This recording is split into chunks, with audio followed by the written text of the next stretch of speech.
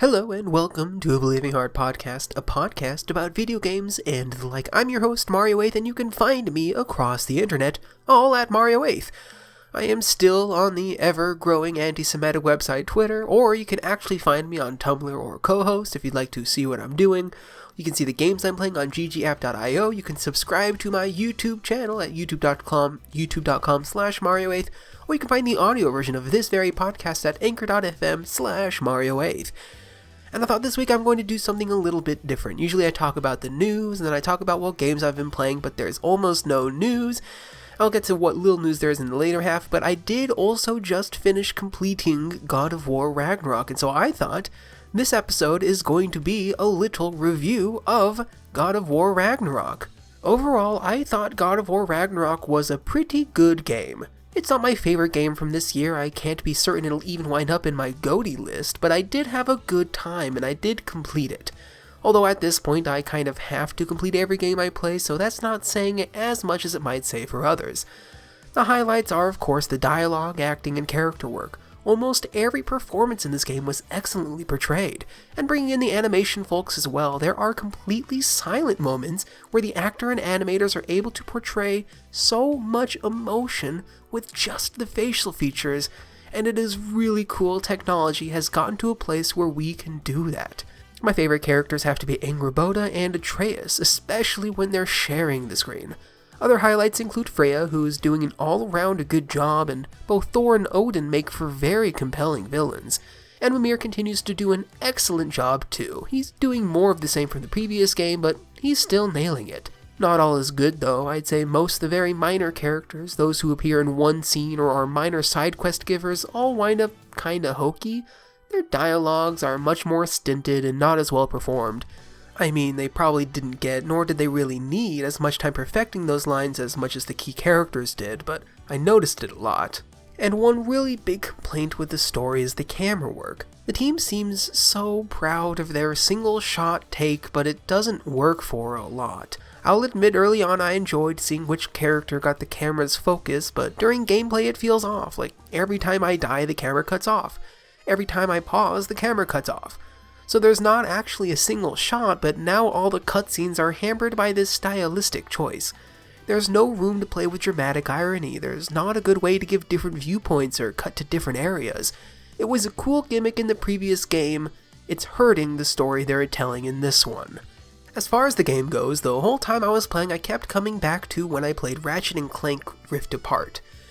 God of War almost feels like a bridge between the two conceptually, where instead of planets with linear levels, Kratos and Atreus have to travel to different realms with linear areas to explore. And these areas are pretty good. The puzzle design works, it's all kind of the same as with the previous game, but now with much more reliance on the Blades of Chaos, as they're a starting item now. Also, the game tells the player when a puzzle needs a new item, which was really nice. This did make it so I didn't really want to explore that much, knowing that at the end of the game, when everything gets unlocked, I'd be able to get everything done in one go. But so much of the side stuff feels like it thematically should go in between the major missions, but I didn't want to have to return to these same areas multiple times. I did wind up doing a mix, doing some side stuff, getting as much as I could, then coming back in the post-game to clean everything else up. That's probably the best way to do it, although I have more spoilery complaints about that and I'll get to it after the spoiler warning. But my biggest complaint with the puzzle design is Atreus and Mimir, and so much that for most of the game they won't shut up. It's been memed to death at this point, but seriously, for probably about half of the game, the timing before their quote-unquote helpful hints is far too little. In the later half, and especially in the late post-game optional puzzles, they do start shutting up more, but for those first dozen or so hours, it's really frustrating. And each area is fairly linear, either traveled to on foot, by boat, or on a sled pulled by dogs. There are occasionally crafting items, power-ups, or money along the river or scattered around the sled areas, but really it's just a way to bridge puzzle area and puzzle area. For the bulk of the game, this is fine. Mimir usually regales Kratos with a fun story, but eventually he runs out of stuff to say. And unlike in the previous game where he begins repeating stories to Atreus while on the boat, in Ragnarok everyone is silent. Finishing the game becomes a very quiet, almost lonely experience. But the puzzles aren't the main thing found in these explorable areas. Long from it, unfortunately. God of War is first and foremost a game about killing things, and Kratos does a lot of that in this game. I'd argue too much. Every puzzle pretty much is accompanied by usually multiple enemy encounters. They're either elves or lizard beasts or monkey beasts that spit poison at you, or werewolves or those flying eyeball things. And at the top of each encounter, it's usually fun. Where the axe is my favorite, I really had a good time switching between that or the blades depending on which enemy I'm facing. Side note, those little lizards are very easy with the blades, so really switching often should become a habit. After attacking an enemy enough, it'll stagger and Kratos can press R3 to brutalize them to death. And while I don't like the finisher move animations, I don't like gore in that way, at least it's not as overdone and gruesome as in, say, Mortal Kombat. And all of that is fun. I really can't get over how fun throwing that axe is. It's always satisfying. What's not fun is finishing the last enemy and realizing there's another full wave coming. And another wave after that. And yet one more wave after that. It's not that the combat is bad or that there's too many combat encounters, it's that almost all of them last too long. Towards the midpoint of the game, I found myself groaning when I found the next arena because I just wanted to solve the next puzzle or experience more of the story. This opinion is turned around at least a bit for the postgame. The Valkyrie equivalents in Ragnarok, or the really hard optional boss fights, were excellent each time. I had a great time smashing my head against each until Kratos came out on top. I didn't even have to return difficulty down this time around. I left it on medium throughout. And there are also far less enemies in the postgame, to my great pleasure. At that point, it really became just looking for puzzles. And my last point before I spoil a bit, the RPG elements in Ragnarok suck. I really hated them. There are so many armor pieces, so many runes to slot into things, so much stuff to upgrade. At a certain point, my eyes completely glazed over. Whenever I beat the next boss to get the weapon upgrade, I upgraded them. I found an armor set I liked, this really cool one that gives Kratos switch time when dodging well, and a shield I liked, this really cool one that incentivized parries, and just upgraded those when I could and basically ignored everything else. There was just too much for me to really care about anything. I didn't even realize until the penultimate optional boss fight that there was just a slot in my shield that I never used. And for sure it helped me out in those last two bosses, but it's too much. And if you don't want to be spoiled, there you go. I give God of War Ragnarok an Angrboda out of 10. It's a solid time, but nowhere near one of my favorites, and the platinum is really achievable. Just explore everywhere in the postgame and knock down the difficulty if you need. And now here's the spoiler warning, so be warned. And take this warning with ye. And be warned of the spoiler. And press pause right now. Okay, you're running out of time. I guess you're here for spoilers, so here we go. First, I really disliked some of the side characters Atreus runs into. That human friend he runs into is so weird. Like, he shows up twice, and then suddenly I'm supposed to care about him? He's got like 6 minutes of screen time, and then the game is telling me he's best friends with Atreus? Wild. And Heimdall? I get wanting to write a villain, but they have to have some redeeming qualities, right? Heimdall sucks through and through. He's a bad villain. I should have felt bad killing the guy. Especially because leading up to killing the guy, the game is telling me Kratos really doesn't want to kill the guy, but I truly felt nothing. This is even weirder in contrast to Thor and Odin, who are both really well-written villains. I guess they just ran out of ideas for Heimdall. But keeping on Atreus, oh my gosh, every time Angrboda showed up was so great. I loved their dynamic. At the end of the game, as Atreus and Angrboda had one last heartfelt goodbye before he took off, is the closest this game got to me tearing up. That was the climax to me. Which was weird then, when the scene continued to focus on Kratos for a bit after. It's like you have such a good story here with Atreus, but the game is about the God of War. So we need to see his reaction to this. It took the wind from my sails right there at the end. And that leads into my big complaint with God of War, and especially the post-game. My favorite character was Atreus. I loved seeing him grow up, and then they wrote him out of the game. So now any side quest that could have strengthened Kratos and his bond, it's now just Freya there. I'm glad that at a certain point I did a bunch of stuff with Kratos and Atreus because I cared so much more about their relationship than with Kratos' and Freya. Not that I dislike Freya. Actually, if the game focused on Atreus traveling with Freya, that'd have been even better. But more on the story, I do think the ending was weak. They obviously needed Kratos to be alive at the end so the player could finish all the side quests.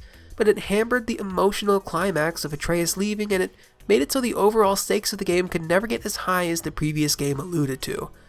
I knew the whole entire time, well, there's going to be a post-game, so Kratos probably isn't going to die, and I was just proven right. And that's most of my thoughts on the new God of War. And you all in the spoiler warning get to hear my actual rating, which is Angrboda holding hands with Atreus out of 10. They're just so cute. Okay, moving on to something else. I did also just watch the second Super Mario Bros. Movie trailer, and I don't exactly know how to think about it just yet. So I've queued it up. I'm gonna watch through it again and pause when certain thematic beats are played. So first you're seeing Mario. The one thing I noted throughout all of it is Chris Pratt is really bad at Mario. At one point he says "let's it go" at the beginning. At one point he says "Yahoo!" and it sounds just like I performed it right there. He's just grumbling it, "let's go."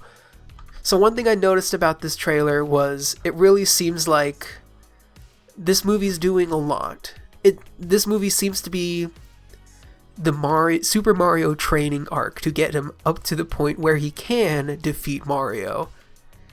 And it seems to be an adventure where they're traveling across the realms. Bowser gets a hold of Luigi somehow. This is a fun scene with a bunch of Bowser's minions. We got a good Goomba stack. Goomba stacks are there's a plethora of them throughout the recent games, so it's fun. I guess they're training for that. Just a bunch of guys. Again, I don't mind most of the character designs. I think it's pretty good. Jack Black is good. Charlie Day's alright. I also thought Peach's voice was... It's not bad, it's just different than what's in the games, which, again, isn't that bad. She's got her racing outfit on, and that's pretty neat. So here there's this level where it really seems like a Mario training arc. He's just straight up on a 2D level floating in the sky for some reason, and he's avoiding a fire stick on just rotating on a axle, something, words and things. And he falls on the donut block, and it's funny because he doesn't know it's going to fall. They're on the Cheep Bridge, which is a moment that's been in a lot of games at this point. It's neat that it's there. Why do the Cheeps jump out of the water? The Tanuki suit is of course back, because I guess if you're going to choose one power-up in the game, you gotta choose the Tanuki suit. It's the most popular one at this point. I do really like that Princess Peach is getting the Fire Flower. Kind of brings in more of the Mario 3D world. Yeah, that's the one where she gets it. Mario 3D world aspect of the games. I think we saw a horde of Yoshis. Oh, the Yoshis are great. I love Yoshi. Is Yoshi been cast? I don't remember. The Penguin Kingdom still looks snowy. Princess Peach did say there's a lot of galaxies, implying maybe we'll get a Rosalina stinger at the end of the game. We're definitely getting... And this is the part that weirded me out the most. Is Mario is racing in a Mario Kart match. Looks like Donkey Kong is there. Oh, Rainbow Road. It's called the road. It's the Rainbow Road. It is the road that will go. Is that Donkey Kong, Toad, Peach? Oh, the King Donkey Kong guy. There's a lot of carts. Not sure why there's so many carts. A little too blurry to see everyone who's in it. The big orchestral version of the Mario theme is silly. But what are you gonna do? It's a Super Mario movie, I guess you gotta do it. I don't know, I'm uncomfortable about the movie after this one, I think. It feels like they're trying to do too much. And that's always a possibility, that these types of movies that are adapting mediums that have been so long, Mario's been going on since the 80s. And if you're trying to encompass too much of that into a single movie, it's just going to be a bloated mess. That being said, obviously I'm going to be there on the Thursday night it releases.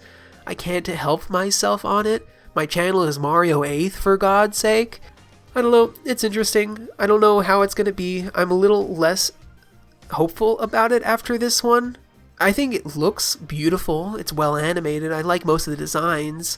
I think it's going to be painful listening to Chris Pratt do that the whole time. But all the other actors seem to be doing a good enough job at being voice actors. Jack Black is obviously going to be the highlight. Charlie Day's doing alright. Again, he's doing a little bit different of a Luigi thing too. I don't know. It's interesting. It's going to be interesting. I'm sure there will be at least one more Nintendo Direct giving us the third trailer before the movie comes out, so I guess we'll do this again then, maybe. And that, I think, pretty much wraps it up for this episode. If you liked either my God of War little review or my review analysis of the second Mario Bros. Movie trailer, let me know in the comments, or leave a review somewhere on iTunes or wherever podcast reviews are to be left. I'm asking you that because I don't know myself. And again, you can follow me. I'm at Mario8th pretty much everywhere, specifically on Tumblr and co-host right now, because, I don't know, there seems to be a lot of anti-Semites on Twitter at this point, a lot of Nazis, and it seems to be getting only worse, so we'll see about that one. Of course, I'll be at my YouTube. Watch Super Mario in review. I'm having a pretty good time doing it. Over this past weekend, I had a 5-day weekend, so with Thanksgiving, I had a 4-day weekend. I got 4 episodes of Mario in Review done and uploaded. It's scheduled on the channel right now, scheduled through February, and it feels great. Of course, now I'm at the point where I have to start thinking, oh god, my Game of the Year video is going to come out soon. That's going to come out the first Saturday of the year. Of the new year, I mean. So anyway, subscribe to youtube.com/Mario8th if you'd like to see any of that, or if you want to hear the audio version of this podcast, anchor.fm/Mario8th. And I hope you enjoyed, and I'll see you next time.